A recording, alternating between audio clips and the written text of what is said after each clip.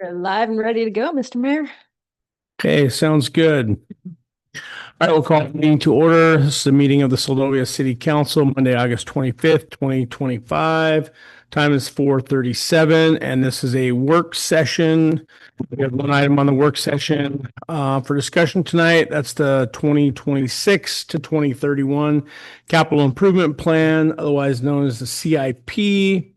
And the discussion will be based around project considerations for the next upcoming cycle. Heidi, if you want to take it away. Sure. Thank you, Mr. Mayor. So just wanted to have an initial discussion on this before we start drafting additions or, template pages for other projects to be included to see where the council's at, if there are things that you want included, if there are things you want removed. I did write a memo up at the beginning of the packet on page, looks like we didn't have page numbers, but on page 3. And then you'll see following that is a notice that City Clerk Diamond put out to the community calling for projects. She also did a personal call out to our local partners, community, being the Seldovia Chamber of Commerce, Seldovia Arts Council, Recreational Service Area, Seldovia Village Tribe, and so on. Haven't received a lot of response or any response back from those. We did receive some response during the comprehensive plan meeting that was held at the beginning of July with AML. So we have some of those notes included on this memo, as well as we sent this initial information to the Planning Commission at the beginning of this month. And they've requested that we forward our and potential projects to AML, who's currently working on our comprehensive plan, so that they can make sure, like, vet and provide that information within the comprehensive plan.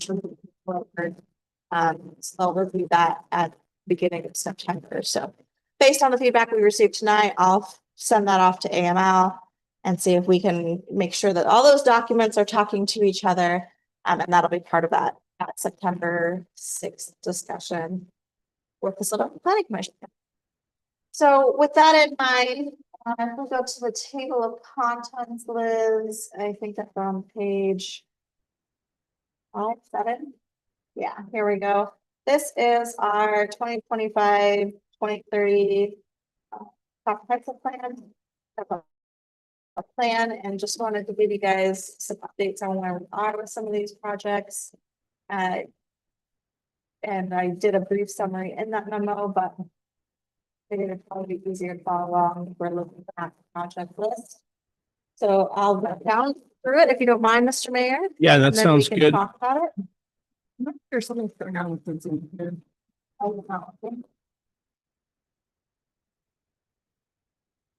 guys sound good? Mr. Mayor, if I may interrupt. Yeah. Yeah. Can you hear me okay? Yeah, we can hear you, Vivian. Yeah, having Heidi's kind of going garbly every now and then. So you're coming in loud and clear, but Heidi is garbly. Is this better? Try again. Hello. Try it again. Hello? If you're talking, I can't hear you. Yeah, can you hear me, Vivian? I can hear you, yes. Okay. We've got this timer set going. It's weird. Yeah, something's going on up there. That was a little better. I heard Heidi, I think. Yeah, we're having some audio problems. Stand by here for just a minute. Okay.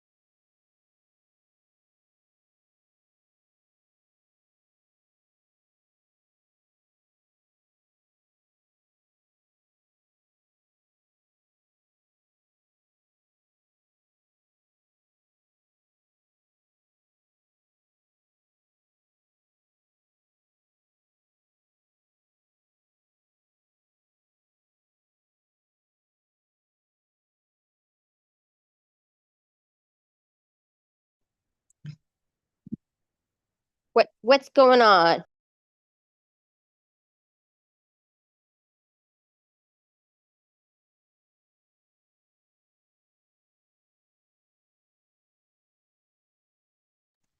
Hey Liz, I don't know if you can hear me, but I'm walking down there right now. I have really bad service, so I'm just gonna heading down to the you guys.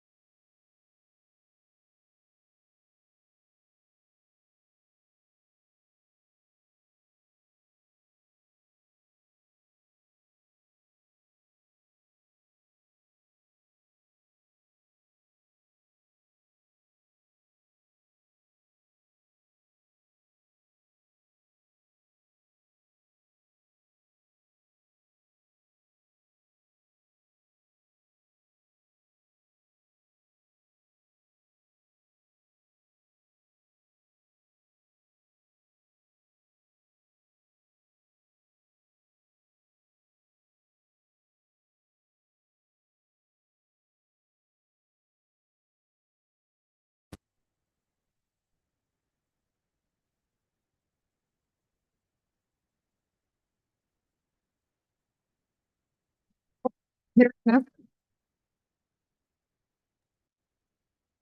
Try it again. this is Liz. Yes, I can hear you, Liz. Okay. It's still pretty gargly on my end. Yeah. Let me switch out.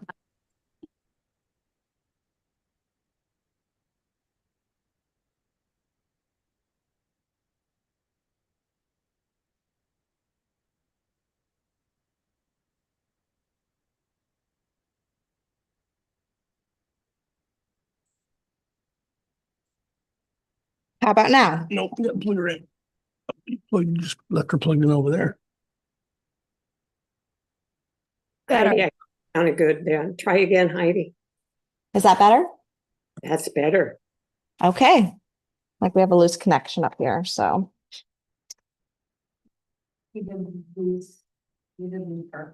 Okay.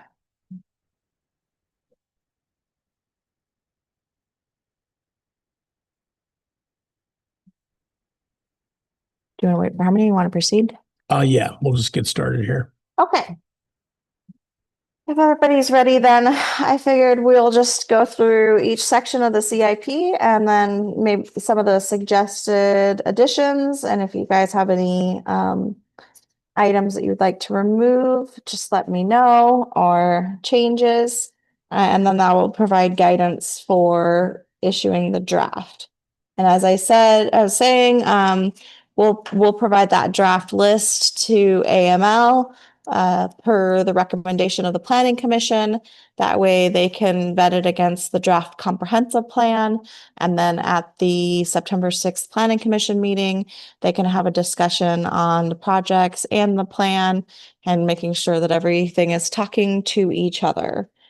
So we'll have those discussions and then bring it back the draft plan to the council, either as a work session if you guys want, or as a resolution to adopt in hopefully September.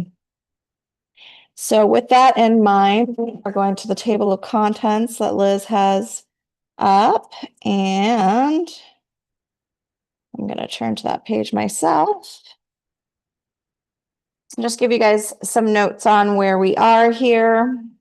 So under facility projects, we've made quite a bit of movement. Well, I think we've made quite a bit of movement throughout this whole plan. But for instance, under energy improvements, fuel retail and distribution facilities, we received a community development block grant, or are set to receive a community development block grant for phase 1 of this project. So that's the roof repairs. It doesn't include any of the siding or insulation, but it does take care of the primary necessity in that infrastructure, and that is replacing the roof. If you guys remember, there's a 25% match that's committed to these funds, and I did fill out all of the paperwork for the environmental review and the pre-award, so it's in the review process. No progress on heavy equipment staging complex with archival storage out of inundation zone. No progress on multipurpose building maintenance and energy efficiency improvement project. That's the new siding on this building. There's a few places where there's holes poking through. The stairs in the back need to be fixed. Cosmetically, it would be great to do some updates to the bathrooms and the hallway and the interior here. There's some plumbing and foundation things to look at underneath, at least Seldovia space.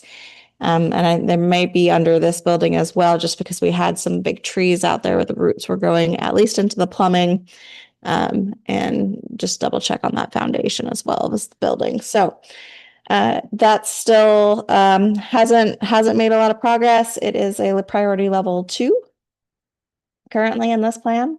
The multipurpose building generator transfer switch has made progress. We were able to secure a $50,000 grant through the emergency planning and preparedness program that was in conjunction with our senior meals program. And the generator is on site. Well, it's being stored, but will be moved to being on site. And we're in the process of obtaining quotes for the automatic transfer switch, so that we can complete that project. There was not a match for that. However, with the quotes for the automatic transfer switch, it is coming about 10,000 over. So I'm going to reevaluate and look at the budget and come back to you guys potentially and ask for a little bit of a match so that we can finish that project if we have funds available.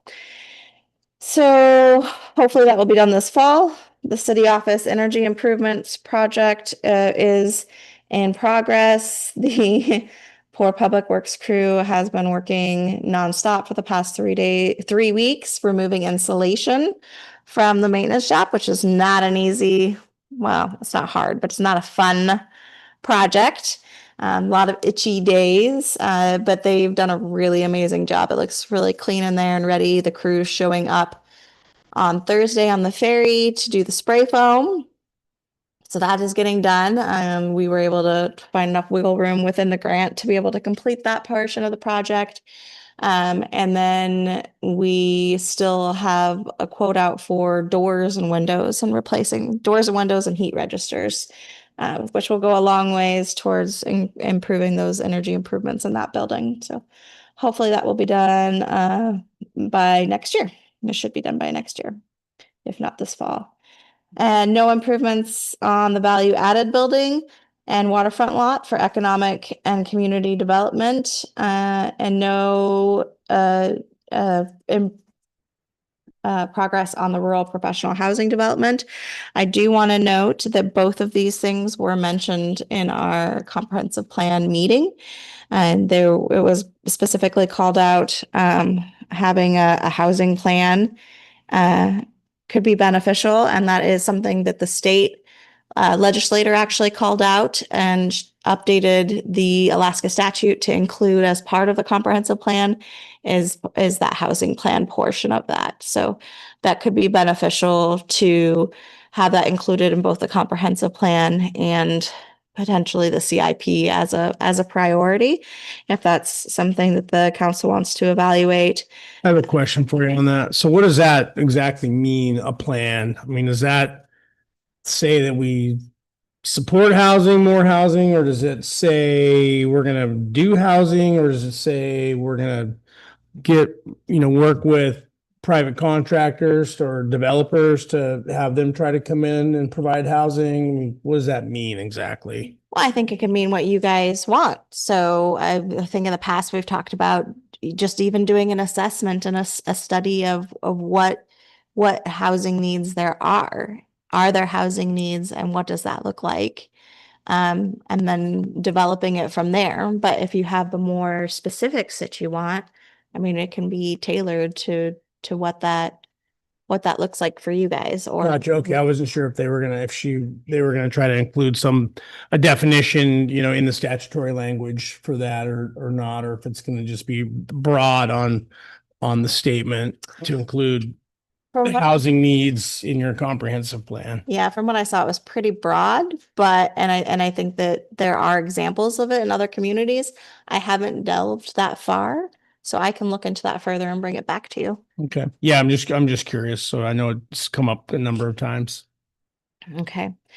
And then, so specifically, the items that relate to that value added building or could potentially relate, is we've heard, requests for an event venue, even though that is a marine industry zone.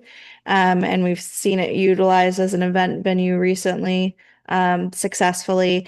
And then we've heard requests, to follow through with a potential ice plant that was in the comprehensive plan, the previous comprehensive plan.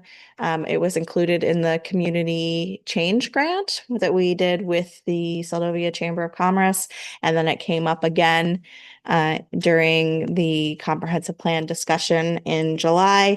The other thing that was included in the community change grant, this doesn't necessarily have to relate back to the value added building, but was on my mind just thinking through potential projects for the future, was an emergency food security cache, which there's other communities on the coast, especially like Oregon, the Cannon Beach area has a program where they have storage. They offer a storage area, so that would not be the best space for it.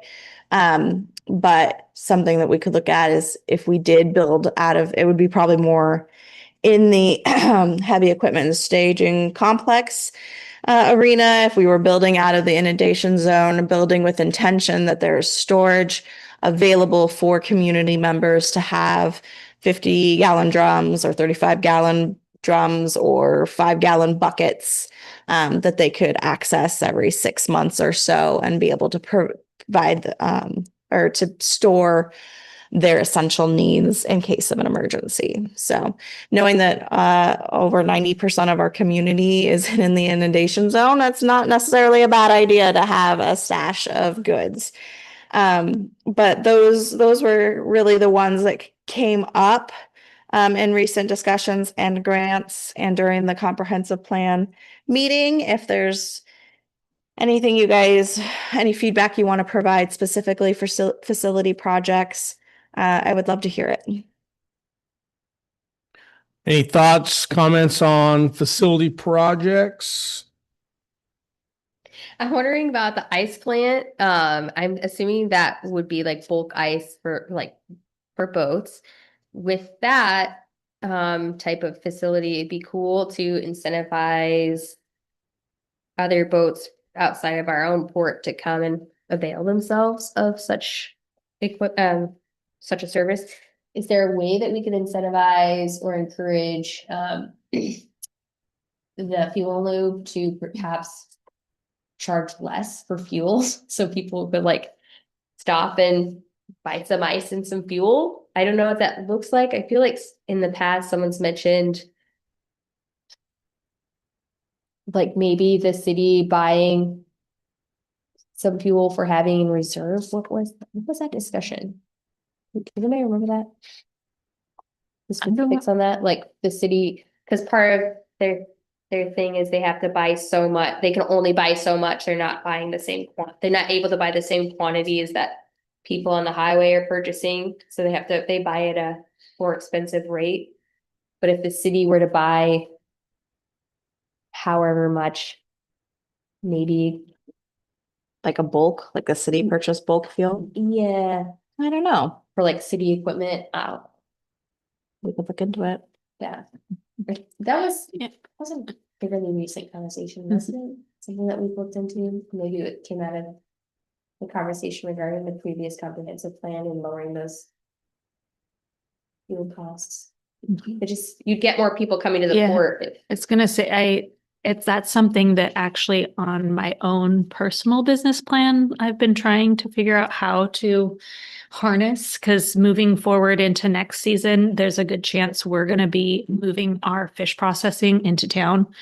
And with a hope of encouraging people from out of port, like the charter boats, to come in and have a turnaround for sealing for like an hour and a half turnaround and be able to work with. Have lunch, I'll Yep, process the offer fish. discounts if your charter boat comes offloads for lunch, we can seal your fish, you can get it, they get 10% discounts at these restaurants, or, think like that's something I've been trying to figure out how to do, and it looks like this coming year we might be able to do our portion, to expand that, but those are the things that we've been talking to like different charter boats or even private people, that like, what are the things that are going to bring you into our community to spend more money? And the fuel part is one that's tough, the hours and the cost.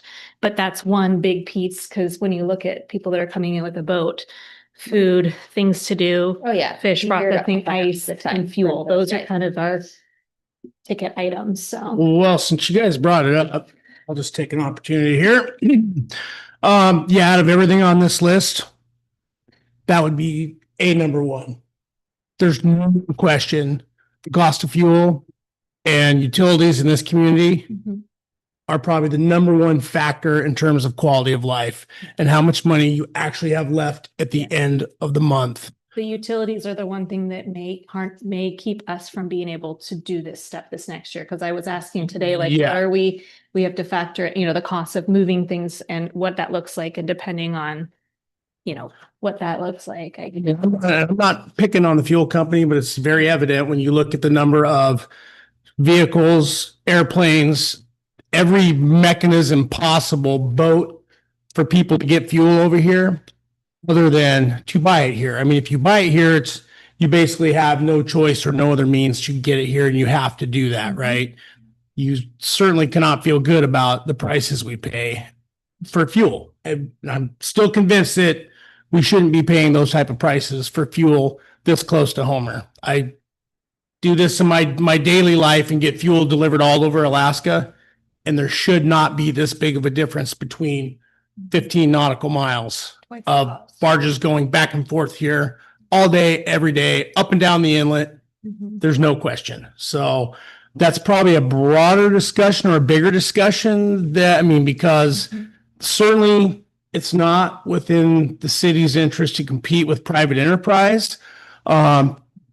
But there are, I was not suggesting we No. sell fuel. yeah, Yeah. no, I get it. But at the same point, at some point, I mean, when it's detrimental to the overall growth of your economy and just flat out cost of living, I mean, everything is expensive here. And that's the one thing that is probably the biggest contributing factor to, I mean, I heat a lot of buildings here and it's expensive and I pay those prices and I supplement, but no one can afford to supplement 100%, right? It's just a fact of life. So, but yeah, there are things the city could do. It would be a shift in what we have going on now, obviously.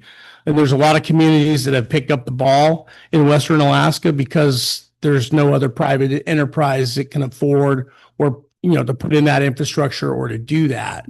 But they realize, if they don't get involved, then there's really no other opportunity to get fuel at any kind of reasonable rate.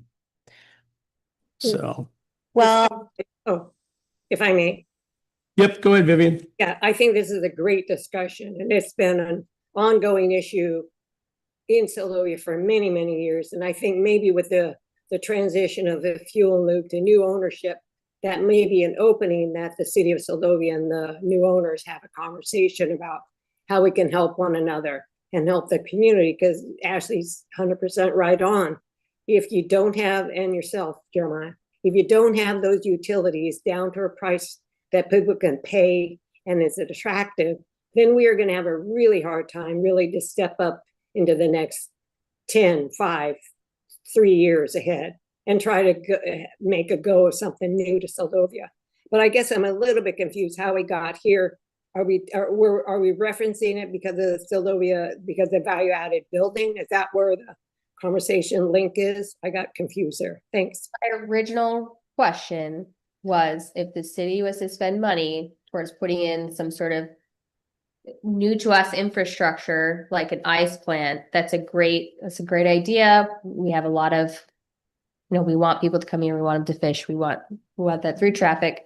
However, that's a really big expense, at the front gate for us. How else can we encourage people to come spend their money here? Because if they're only coming to buy a burger and ice, that's not really incentive. But if we also had, gorgeous views and reasonable fuel costs, then we might get, instead of the 2 or 3 guys that come every day or several times a summer because they're friends with us and they know the business owners, whatever, we could get 5 or 6 boats that come every single day instead of just 1 or 2. There's over 200 boats that go out of Homer to charter every day. They Right. go past Seldovia. We watch them out the window. And the one company that the last 2 years started to patronize Jeremiah and myself with doing some overnight trips, they came to us to try to say, what are the logistics? Because they didn't think about that before their first trip. And the fuel was the one that I don't know if they ever fueled up here. Like when we went over that cost, there was nothing that I could do to assist with that, except for like give them, the call out number, because the hours didn't work for them to be able to fuel up. But I think they ended up just calculating it so they wouldn't have to, or they had even talked about putting barrels on the boat instead, even though they were staying overnight here and eating here, sleeping here, processing fish here. Yeah, your fuel expense on a charter boat's the number one And that's expense, a lot of even more than that crew. comes in. That's Yeah. that's a huge revenue, and for us, that's a lot of tax dollars that could come in. If I can jump in real quick. My dad, who goes halibut fishing every season, said that the main reason why he does not fuel up here locally is because it's a pain in the neck. Because you barely get assistance. You call into the gas station, they grumble, they're not excited for you to be spending their money here. And it's just a hassle. So he goes all the way to Homer to fuel up, that's insane. So also, he bought his own ice machine as well, which I think that's a really great investment for our fishermen. So they don't have to travel extra. And we could, that would definitely add to our revenue for people spending money here. So yeah, that's just my 2 cents. So, Mr. Mayor, if I may, Yeah. bringing it back to the CIP discussion, then just looking at that value added building and knowing that it's a commercial it's in the industrial zone, which does have that marine purpose, but that there are ideas for expanding it out and thinking through.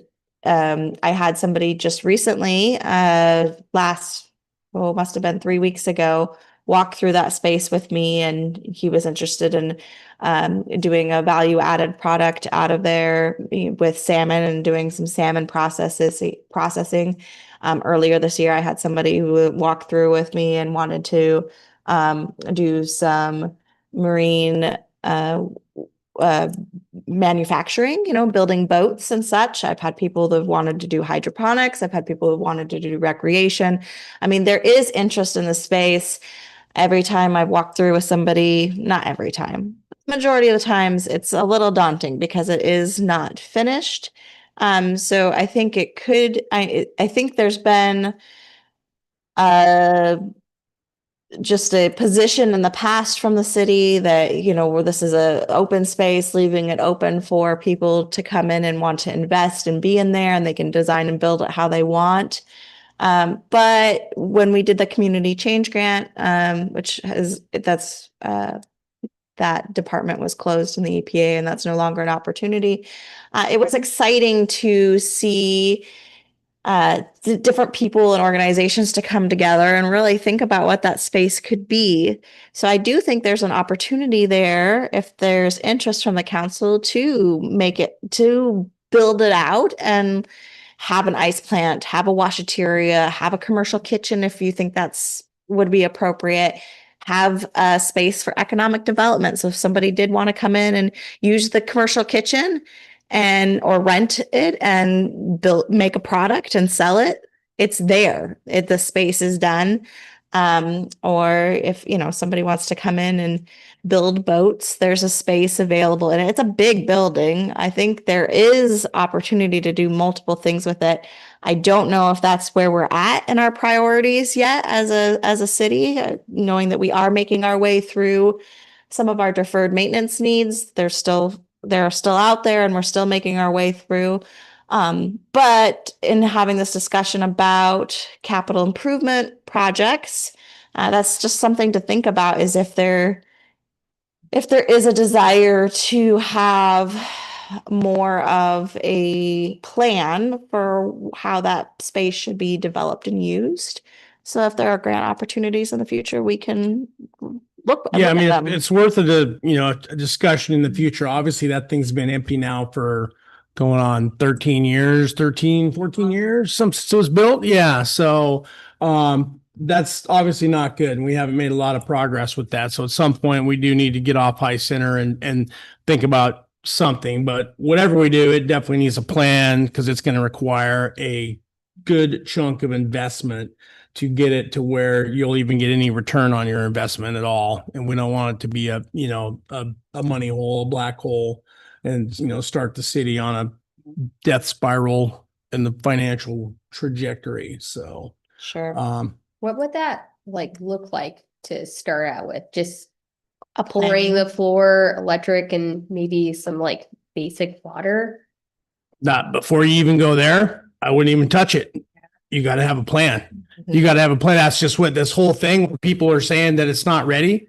I would never finish that in a million years unless I had a plan, Right. because every single business is so different. The second you pour concrete, guess what? That gets real expensive, and that's going to work for whatever we come up with. That's going to work for about 2%, for regular businesses. It just, you got to have someone make a proposal to you and put it on paper. I mean, you can't talk about it. If you're serious, put it on paper and let's talk about it and see what you want to do.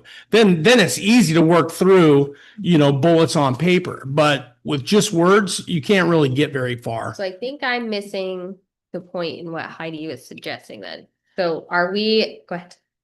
Well, I was suggesting maybe doing a basic build out and finish. That way it's more appealing for somebody to come in. But I think you have to have a plan for what Then you're businesses might Yeah. funnel towards that, Like- right? 1/3 on the waterfront could be an alcohol accepted dance floor. So just thinking about that conversation we had. The back third, where you don't care about what it looks like, you could make it open up for people to take a boat in, dry dock, and then that belly area, cut it in half. Then you got Dalton's. Yeah, there's a lot, because then you got to So get many options. Yeah. you got to get an architect involved, because then you start having multi-uses in the same building. Totally. Then you got to have fire separation, you got to have sprinkler systems, you got to have fire alarm systems. And Separate. so now we're already 500 grand in and we haven't even gotten anywhere. Well, it sounds like what we always come up with the same thing, no matter if it's Todd, it's Rachel, it's Cassidy, it's Heidi. They're all saying the same thing. Oh, lots of interest. Oh man, 500,000 before I even get working towards what I want to put in here. So how could we bid out? Well, Could we AI out? I mean, it's in the plan, and it's a priority level 4, so we don't have to spend an exhaustive amount of time on it. But as we're moving through some of these other projects, it's definitely something to consider. And I can update the project list to just include some of those options: ice plant, washateria, commercial kitchen, event venue, new economic development opportunities, as a placeholder. And then, and make sure that we really specify that it's a planning project. And then if there is a future for a grant application, maybe that's something that we can look into. So here's a thought, because we've been sitting on this, it's not adding value, not bringing in money. I was trying to think of like, how do you make it so that we start to get something out of it? And maybe it's that we're not looking for somebody to go in to pay for the improvements, to pay for all this, but we're looking for somebody to come in and just be paying for the improvements. And we're encouraging business, and their business is going to bring in revenue. I mean, maybe it's more like a Kickstarter type of a thing, a way to help encourage business. I mean, instead of renting it for a revenue for the rent, like, is there some way we can create an internal program to promote business? Because it's not doing anything right now. And in any money that gets spent on improving that building is beneficial to the city. Any commerce that happens in that building would be beneficial to the community. Well, I can tell you one thing from my personal experience. It probably would not be real hard to get a grant. It might take a year or two to build a legit washateria in there. And I can think we could all agree we lack severely in this community wash and dryer facilities, public showers, and public restrooms. There's not enough of them. Well, there's none of them I mean, Mary has, she tries a little bit with washer and dryer and that, but there's way more of a need than This is And for essentially that. too public. Yeah. So. And when we're talking about, a large complaint, I still hear from people, which I think they're just removed and don't know the things that we're trying to work on. It takes time, is that the city doesn't support businesses and would incentivize in that. And if we had that could be like a program. Incentivizing people starting businesses here. And there could be many different ways you could do it, but where you're there, the one thing you don't have to worry about is rent on the building. Because right now it's there and it's not doing anything, but once you have somebody in there doing something with it, improving it, bringing in money, building something in the community, it's doing more than it is for the last 13 years. And it could encourage people to try things that they might not. I think that was part of the intent of the expression of interest, Okay. was to have people come in and provide their ideas and how they wanted to utilize it. And certainly in those conversations that I've had with individuals over the last couple of years, I put that out there that, that this is a good opportunity to work in a space for potentially no lease, just improvements, depending on what kind of agreement could be worked out with the city, because they want to see it used. I get the impression that it's still very daunting. It's a very big building to think about trying to improve. Yeah. Individually. So that's where I keep coming back to, and I'm granted I'm not a developer, and I'm still, new at project management, but it just keeps coming back over and over in discussion. And in my mind, at the front of my mind is like, even if we just had some walls and electricity and plumbing and having a part of the space used for a washateria to show that it's a usable space might be a good way to do it. Not to beat a dead horse, but if you have a washateria in there, it comes back to those fuel prices. Just saying. You gotta figure out how to Well, yeah, that's the thing, right? I mean, everything in this community that for any business, it all comes down to economy of scale. totally. We don't have the population or the visitor base to support a very large industry unless you are very creative and you found some niche market that people will go out of their way to come 15 miles off the road system to come over here to do that, right? Wait. Anyone figures that out, let me know. We had 100 more people a day spending at the fuel lube. That should be an incentive enough. But that's what Yeah. washateria is definitely high on anybody who deals with the public's priority list. I think it'd be fun to see something happen in there. Yeah. I mean, we even had people calling the city this summer. Where can I shower? Where can I do laundry? Yeah, we get, I bet we get hundreds of people a summer that ask us about that.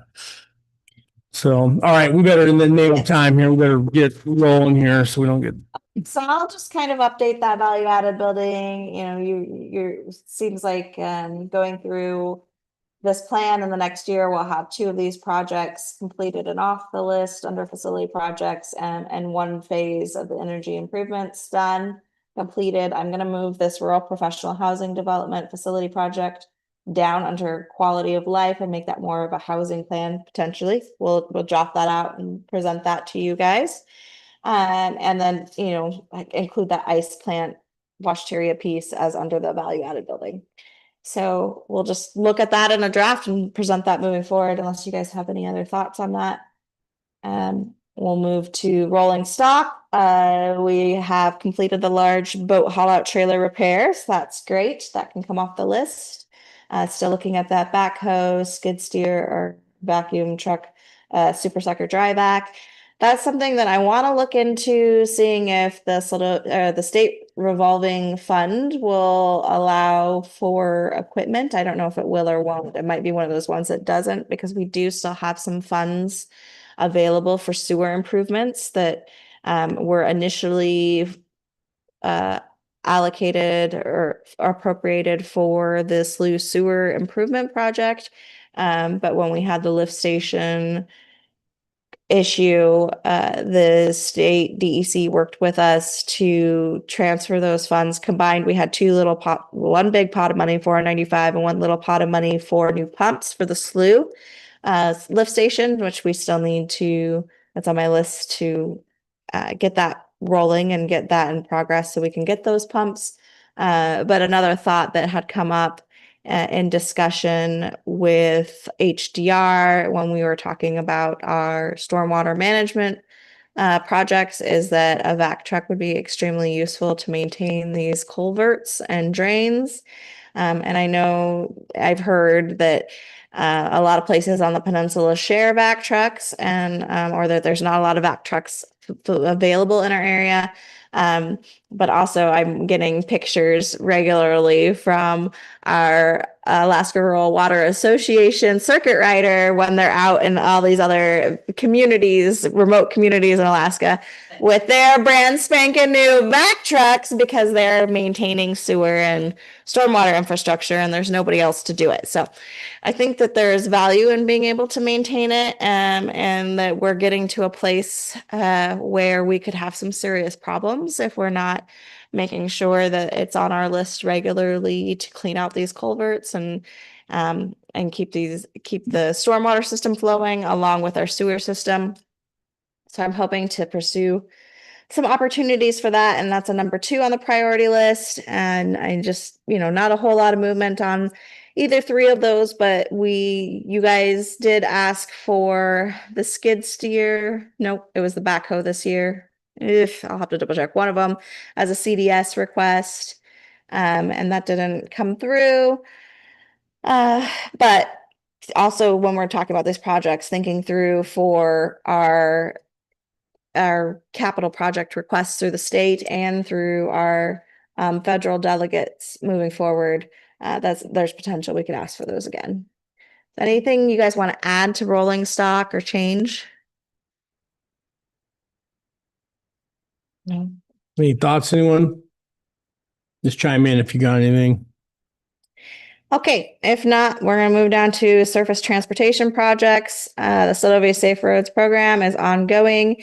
We still have about $33,000 of material to purchase. And we'll hopefully be out there this fall, continuing to make some upgrades in some of the key areas in the community. Right now we're looking at Shoreline Drive, some Catchmack Drive, Cedar Street, alleyway, and then B Street, and there's some other areas in East Addition. So we're just making our way down through that list and continuing to make improvements, and that's been really nice to see that going on. The stormwater management plan was completed, and now we're on to the next phase where we received 2 aqua grants, and that is for the Main Street inlet and the Gateway Pavilion inlet. and for Vista Avenue culverts and ditching and drainage, and Frank and Arabian Rocky Street ditching and culverts. So we had our HDR crew on the ground last week, along with surveyors, working on design plans, and then we'll be able to purchase material next summer and complete some of those projects. Not the Gateway Pavilion. We'll get that one to 100% design, but we won't be able to. We didn't have enough funds to actually put that one into practice. So that is one that will need additional funding for. And so I think that's a great place just in this CIP. I can make a note of that. Funding, sorry, writing that down. For Gateway Pavilion, and then crossing that off, cross-checking that with the other priorities from that stormwater management plan. And I'll bring those back into that project. So you guys can see that in the draft, if that works for you. And then historic boardwalk improvements, there is, it's getting worse. I don't know if you guys have been down there. Every time I go down there, it seems like it's getting worse. We were able to replace some boards this summer, but there's a leaning railing and all the boards need to be replaced at this time. And we had a local quote for it and it was about 250,000, but knowing how projects go, typically, like we're seeing with this raw water transmission project, doesn't matter if you do, City Clerk Diamond pointed that out today. It doesn't matter if you do a 200% markup or a 50%, whatever it is you're doing, it always ends up being more. So we are working on a rural and tribal assistance grant through AML. That's one that they're going to write for us to do some of those initial improvements on that project. And then also to do a planning project for the Harbor Waterfront Boardwalk. So those would be that's a transportation specific grant. And that was one thing that we asked them. They would write up to 3 grants a year for us. And that seemed like that was a good hole that they could fill, is to work on those transportation pieces. As long as that works for council. And then Spillum and Malcolm subdivision platted road development is in here. We actually had somebody come into my office just last month and ask what they could do to have access in that area. And we talked about that there is that they could do a what's the word I'm looking for? Special assessment district where the improvements are made, and then those improvements are then billed out to the individuals in that area until it's paid off.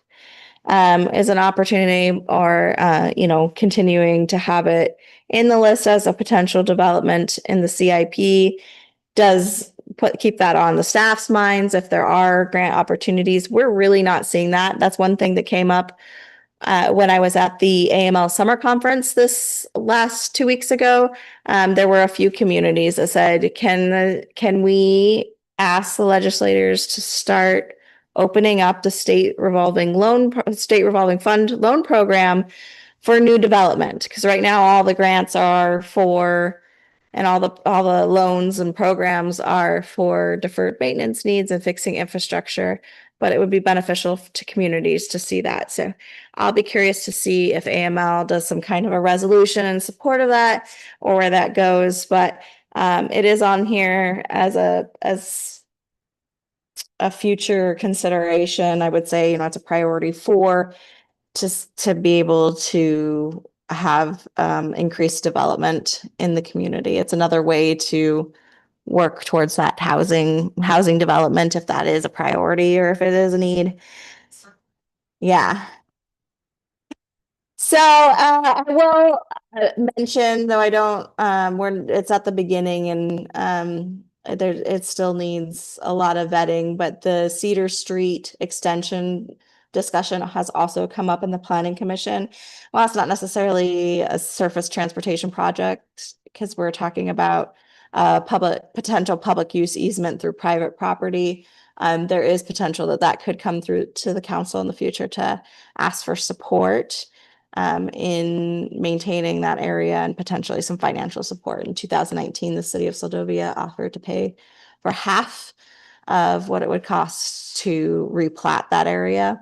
Oh, And it Cedar didn't- over here. Yeah, and it Oh. didn't come up. So that's an aside, not to detract from the conversation, but that's where we are with surface transportation projects, unless you guys see any you want added. I wanted to add one more thing, and this maybe goes more under planning, is that Safe Streets transportation plan. We were part of the Safe Streets action plan with the Kenai Peninsula Borough, but it was really way broad for our community because it was the whole borough. And so we are one of 15 communities that signed up through AML to have our own individual Safe Streets transportation plan. So that should also go under quality of life and planning projects, as long as there is consensus from council to include that. Any objections from anyone on that? Nope. Okay. Anything else on say surface transportation? Okay. The next parts should go by maybe a little bit faster. Maybe not. Speaking of quality of life and economic development projects, so we have cybersecurity improvements. Those are ongoing. Lake Susan, public access improvements. We did see some improvements just with regular upkeep for alders, removal of alders. Seldovia Wilderness RV Park and outside beach campground redevelopment is a level priority 4 and hasn't had any progress. The 10-year collaborative economic strategy plan, no progress. That is in the comprehensive plan and the previous comprehensive plan. And then our comprehensive plan and zoning code update and review is ongoing. We also have on here water and sewer utility system mapping, and we'll potentially be adding on housing plan, emergency food cache, Safe Streets transportation plan. Other ones that came up was a health impact assessment and climate action resilience plan.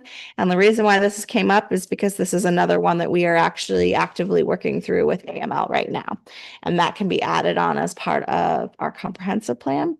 So if the city council wants to, support that and see that in there and prioritize that as part of the capital improvement plan, I think that would just continue to show that support as we move through that process with AML, since we're already in it.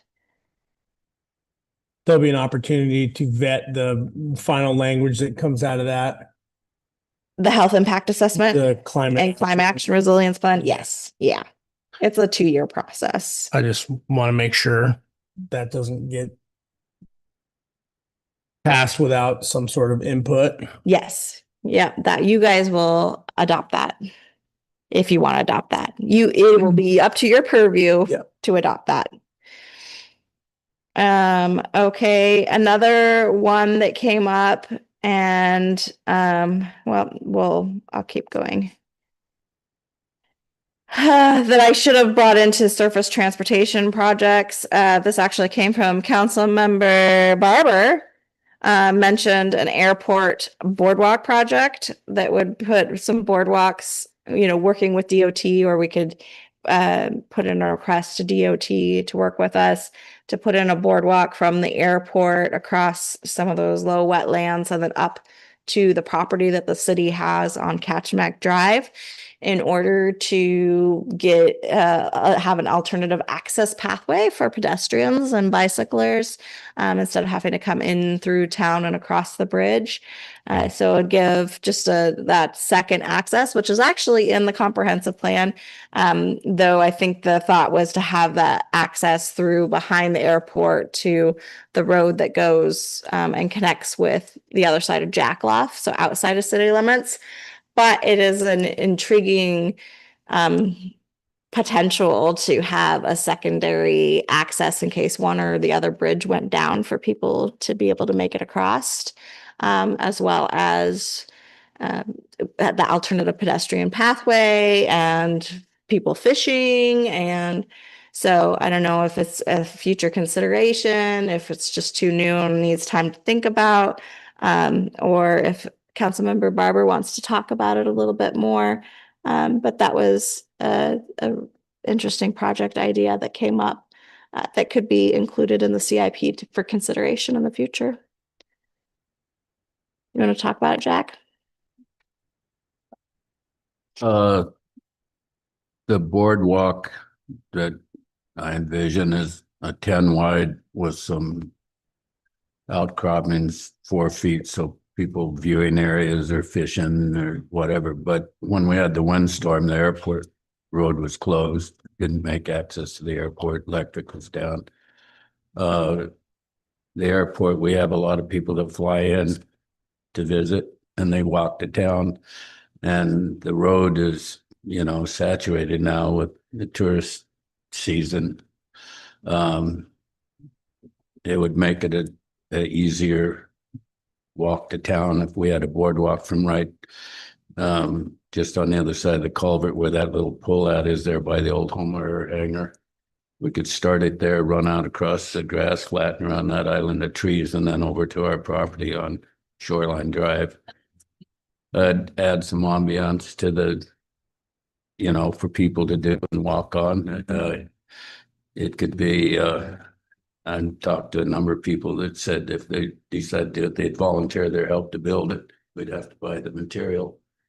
It's a kind of a low-tech project in design, and that it's not difficult terrain to go over, be somewhat low level, and not ideally extend the culvert 10 feet because all the kids are sitting there. I couldn't help but know some little guy in bicycle lane in the road, and they, you know, I mean, anyway, I think it'd be well received by all the people that really came here because they're always looking to walk around and I love that it'd idea. be non-motorized vehicles, but like bicycles and foot traffic, but you could use it for emergency access if you needed to get a vehicle across it.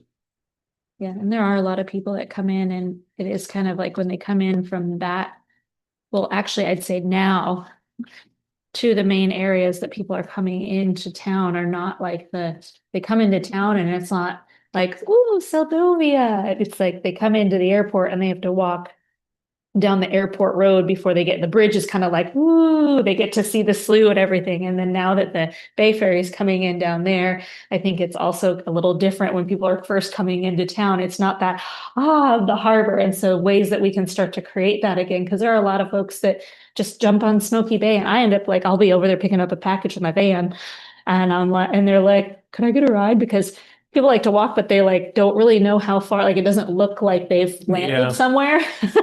So I think that would be awesome. You can have little informational things along the way with history and all that eventually.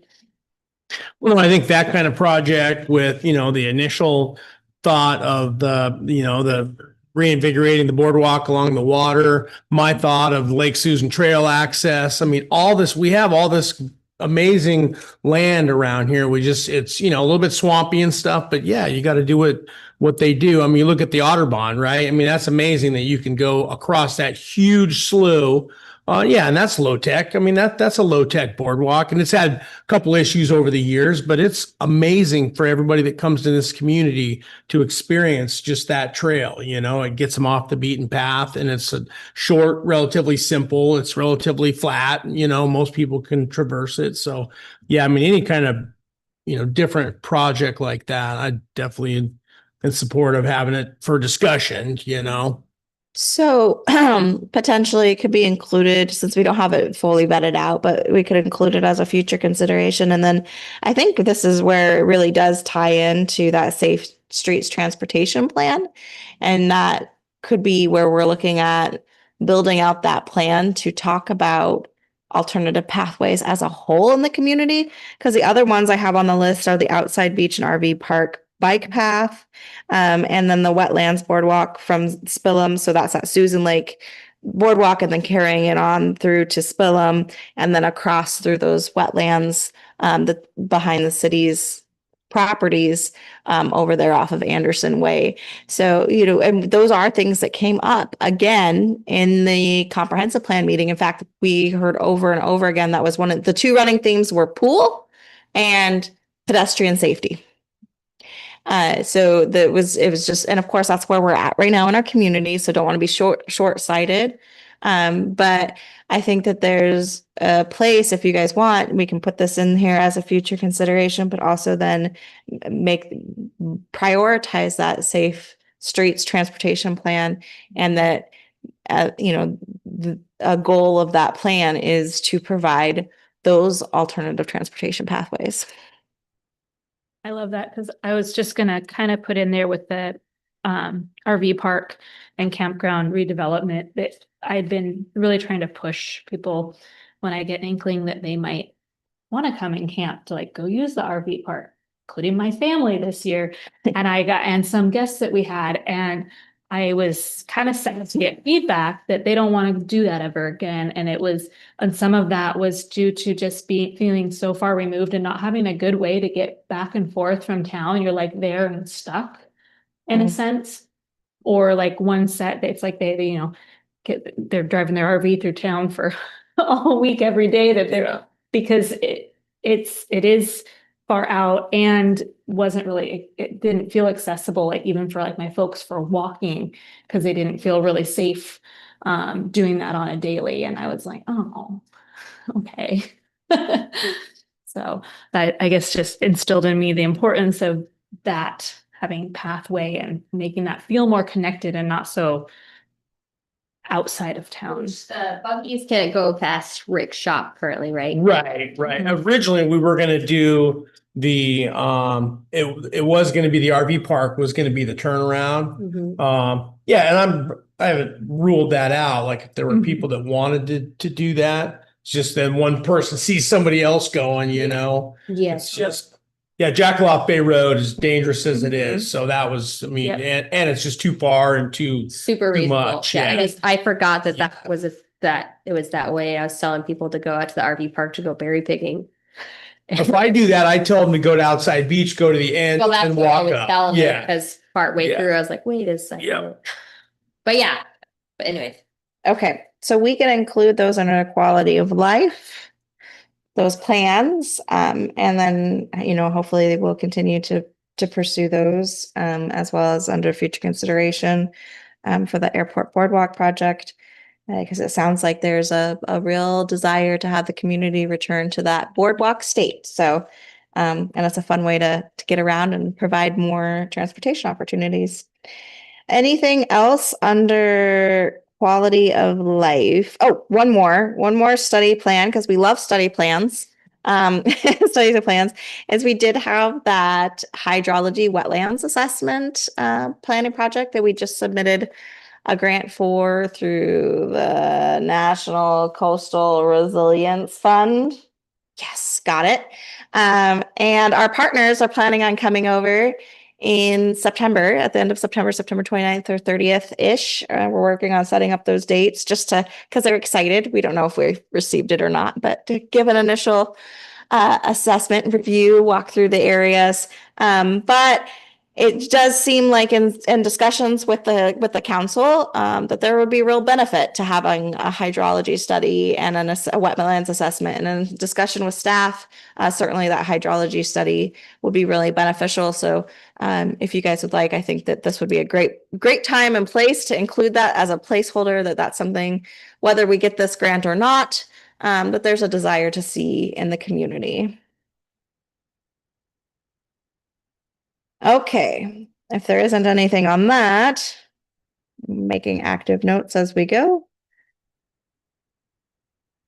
We will move on to our special revenue funds. So excitingly, under the Seldovia Small Boat Harbor Jackalope Bay Dock replacement is scheduled to be completed in 2026. So that'll be huge. Not to put the cart before the horse, I think, too far into the future, but you know, there's potential if we have the uplands that we, you know, the harbor masters mentioned that it would be great to have a barge landing there or some kind of a loading ramp for boats to come in and out, and some improvements to the uplands, but not maybe not in this plan yet, because we don't have those uplands yet, but something to consider for the future. And then the small boat harbor float improvements, we continue to make ongoing progress. But really to do a great job, eventually we're gonna have to do a larger capital project. So that'll be hopefully a while still down the future, but continuing to keep that as a placeholder. The municipal dock, I'm really excited that we've been taking care of our cranes this summer. They're looking better, and we have a inspection scheduled for them next spring. So I'm hoping that goes well. And then, you know, as we continue to make these improvements, then we continue to want to make more improvements. So I'm going out with somebody tomorrow to look at the safety ladders and work on an initial quote that I can update this plan with on cost to at least just replace the ladders and do some of those smaller upgrades, which I think will go a long way towards those dock improvements. Small boat harbor, I would like to see, looking into ladders. even Safety just- ladders for Safety people ladders. falling in. Kept Yeah. forgetting this, because, and not that we need them at every float, like I saw that they have in Homer now. Mhm. I don't know if they got a grant or something, but last time I was there, I was like, but. They have the stainless ones that fold up with the zip tie, and if you grab them, they just bust, and then I don't know if they just bust, but I know they're stainless and they just kind of filled it up because every single float had them. I was like, Yeah, Seward's got the same thing. I was looking last time I was in Seward at all their new stuff, and it's the same thing. Yeah, they fold up, and they've got just a really simple little tie on, and it's just enough to where if you're in the water and you grab it, it's gonna bust, and then the whole ladder comes down, and then basically you can climb up it. So because it's, like I said, every float, we wouldn't need that, but just having them spaced at, depending on what we could get would be, I think. that would be huge. another one to where even if we just had to start having to buy a couple a year and start putting them in, just like our signs and But stuff. that would be like that's almost where I'd say like on the small boat harbor float improvements, like looking at it from like a safety standpoint first. Yeah. Because another thing that I had keep forgetting to go to Layla and bring up is right by the fish cleaning station there where the grate starts. I don't know what's happening, but the last few weeks it's like way more, and I've seen the multiple kids just eat it. Some old people trip. We've like gone over and dump all the fish down because it like hits up there because it goes about this much of a difference from the other part of the float. And I don't know. I mean, it's always been uneven, but it's like, but so those are like Enough of a trip hazard. those, and then like when the metal's ripped out on the flashing stuff gets like just kind of making sure we're really keeping up on those little things that in the summer that could really ruin somebody's day. Okay. Those are great. That's great feedback, and I'll let Layla know that. As well as that reminds me that we did include in the budget, council included in the budget this year to start replacing some of those electric pedestals and some cleats. Oh, yeah. So that we can build that out, that project page to include some of those smaller repairs on an annual basis, Awesome. and keep that on the forefront. Sweet. Anything else regarding dock or boat harbor? Okay, I know we're getting to the end here.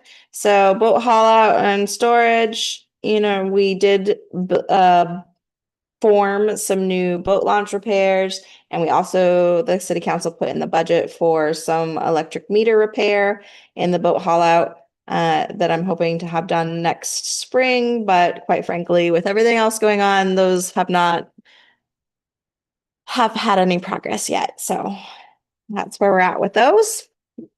But I will update those project pages to say that there was budget allocated to them. And then if we go to water and wastewater, under water, we have we're scheduled to complete the raw water transmission line replacement project in 2026. And then the next 1, 2, 3, 4, 5 projects are included in the VSW planning project. Spillum and Malcolm subdivision water main extension and Frank Raby water main extension, again, those were projects that were, that are included in that idea of development and supporting development in the community. And that goes the same for wastewater, sewer. The septic lift station repair project is completed. The slough lift station pump replacement funds are available through that state revolving fund program. So we just need to finish pursuing those. And then we have a VSW project for the Seldovia Slough sewer improvements, a VSW project for the sewer treatment facility improvement project. And then the next 1, 2, 3, 4 projects are included in a VSW planning project along with those water. And then the next three projects, because the spill of Malcolm and Frank Raby, again, those are the new development ideas. And maybe that's too soon, and maybe for that subdivision, those are all future considerations. I leave that up to council to give me feedback if we want to continue to keep them in here as whole project ideas. If they're all level 4 priorities, so they can continue to sit here. They're just not being worked on in their placeholders. And then I would add that we also had brought up from Council Member Barber that there could be benefit in pursuing an airport water and sewer project, specifically water for fire safety. So that is more of a state, and that kind of comes down into our collaborative capital projects and partnerships. If that's something that the city wanted to ask the state to pursue, we could include it under there. The other ones that we have under there is we just have our overview page of our commitment to partnerships, which needs to be updated. Our Seldovia Volunteer Fire and EMS Emergency Radio Upgrade, which we did apply for a grant for, and we haven't heard. They're still in the review process. The last we heard, which was a couple weeks ago, the grant is still available. The funding's still available. They're just waiting to award until this fall, which is a little bit delayed, but there's potential that we would have new ALMR radios there. And then we've had, of course, some recent developments with the repeater, and the city did allocate or appropriate funds and took care of the repair to the repeater, as well as the fire department appropriated funds to purchase a new one. So there's ongoing progress happening there that I will update that page with. But I think that's a great way of us showing support for that department and communications and emergency safety within the community. We haven't heard any other projects from them. There's some smaller stuff with equipment and a little electrical. Oh, and we could put on here the SPD department office, because there was some budget money put in from the city council and the budget to upgrade that office a little bit, but that doesn't necessarily have to be fully vetted out in there because it's under 5,000. It's not a full capital project, but just a way that we're working with our partners. The increased digital equity through access to broadband is ongoing with Seldovia Village Tribe. ADA improvements and pedestrian pathway sidewalk expansion project and the alternative pedestrian bicycle pathway Jackloff Bay Road are in here. And again, maybe that's where that really comes in under safe streets. Heidi, the ADA improvements and pedestrian pathway / sidewalk expansion project. I wouldn't mind seeing that one bumped up to see if at some point we can't get a planning project or something just to even figure out how we can do that in this community, given our setbacks, and because basically you're on the people's personal, property once you're past the curb there, even though there's easements. And maybe that's fine. Maybe it would definitely infringe on some of the part. We're screwed up here on Main Street. I mean, we just are. There's no doubt about it. So yeah, I mean, we are. There's no good way to do this, but at some point, I mean, in this little bit of sidewalk we do have is in really rough shape.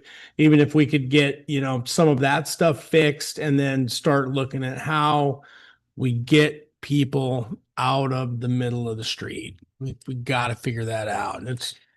I say it's bad every summer, but good God, every summer seems to be worse. And we close, we send them out with chalk, like at the end of the school year, and they can all do like the murder signs and trace everybody in the middle of the road, so no one will go. By cars. That's funny. Pedestrian was here. IP. RIP pedestrian. So that's one where we really do need to rely on our DOT partners, and we are working on and coordinating with them a little bit more. They were here this week and they were excited for us, or not with this week, last week, to do the vehicle counters, and they're excited for us to get the pedestrian counter in place, and they know that we're going to be asking for them to include some of those projects in their upcoming I think timing would be perfect to move that to a one right now. Oh, we've got all this going on. Yeah, now that the fast ferry is down over there Mm-hmm. and all those people, like, make Yeah. those people come over on that boat and walk around that corner and just see how dumb it is. I almost hit 7 people going at 5 miles per hour. I was like, you guys. Well, they walk What? on the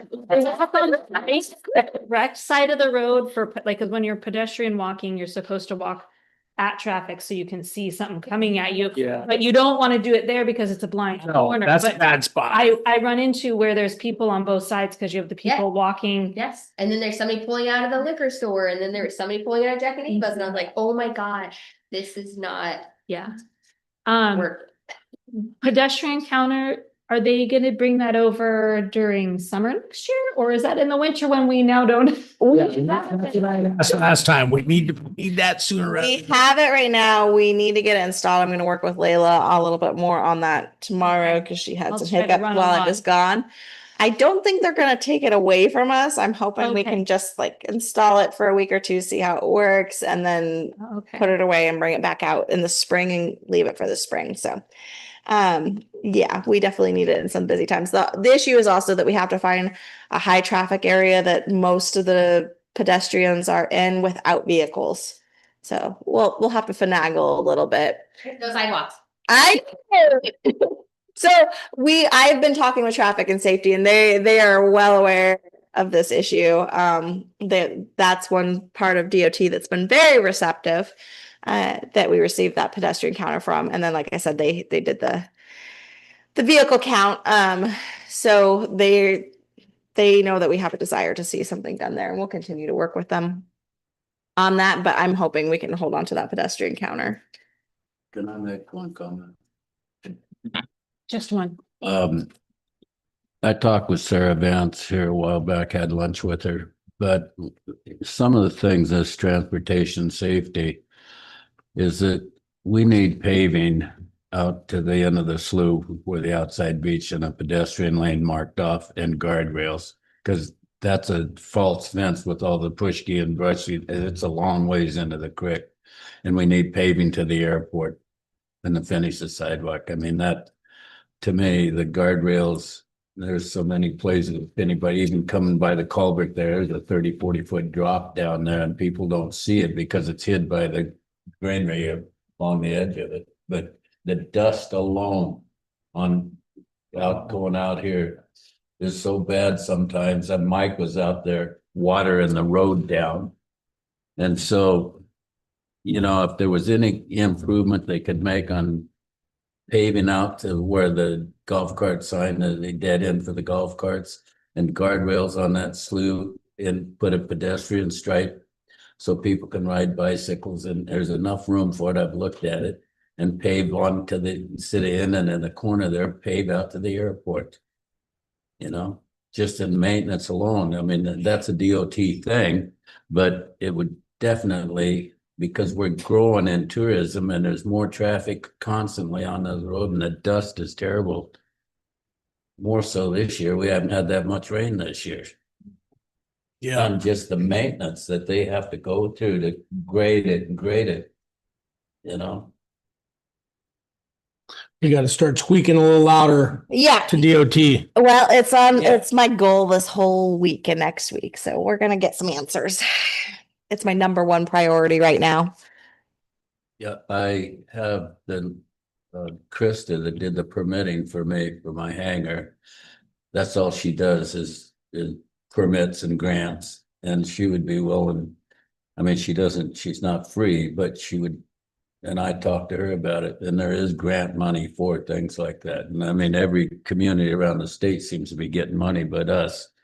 I mean, That's where that Safe Streets Transportation Plan comes in, because that's where the funding is. Yeah. But because we were with the borough on this big project, we don't have a lot of legwork to stand on. Jackloff was included, so that does have some legwork to stand on. But when we're talking about some of the needs inside the city, we really need that plan to be able to show, hey, these are much needed improvements. So hopefully that comes through. It's not guaranteed, but like I said, we're one of 15 communities that through AML, it was a bundle that they applied for to do the planning grants for 15 communities. I know we're gonna run out of time here, so are there any other projects, comments, things you guys want removed? I think that was really great feedback. Thank you guys so much. That'll be really helpful in drafting this up. And then having it available for our comprehensive plan discussion with the planning commission coming up, and then bringing back to you guys in a draft form. Unless you guys have any other thoughts. Okay, any other additional thoughts, comments from council? We want to see if there's anyone from the public that wants to also weigh in or has thoughts or comments on this. Do you have anyone signed up, Liz, or anyone online that wanted to comment? We have nobody online raising their hand at the moment. Okay. Sounds good. All right. Well, appreciate everyone's input on that. Yeah, as always, this is always a big deal every year. I mean, ever since we got this thing as a living document, and you know, it's something that's super important to our community and gives us good guideline into the future and funding, and kind of sets the whole tone for where we're headed in the future. So yeah, appreciate everyone's input on that. All right, unless there's any further input, we will go ahead and adjourn the work session. And then are you going to stay on the same link, Liz, or do they need to sign out and back in, or We can stay on the same you link. can stay right where they're at? Okay, sounds good. Give us just a minute here. We'll go.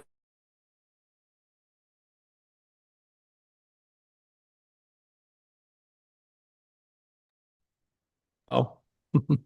Okay, we're going to go ahead and take a quick break for a couple minutes before we start. You guys can all stay on this same link right here, and then yeah, we'll get started here in about 3 or 4 minutes.